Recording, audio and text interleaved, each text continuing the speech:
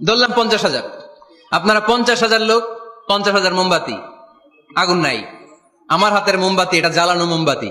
এবার আপনারা সবাই লাইন ধরে আপনাদের আগুন ছাড়া মোমবাতি আমার মোমবাতি থেকে ধরায় ধরায় নিয়ে যাচ্ছেন, এতে আমার মোমবাতির আগুনের কমতি ঘটবে?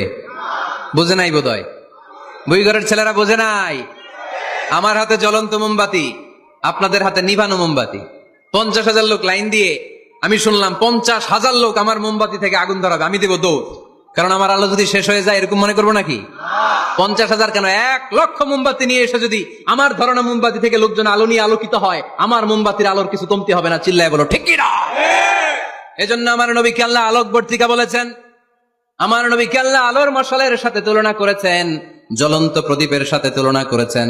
আমার নবী এমন আলো, এমন নূর, আমার নবী এমন প্রদীপ, এই প্রদীপ থেকে সবাই এসে আলো নিয়ে যায়, আলোকিত হয়, কিন্তু আমার নবীর আলোর কোনো ঘাটতি হয় না। সুবহানাল্লাহ।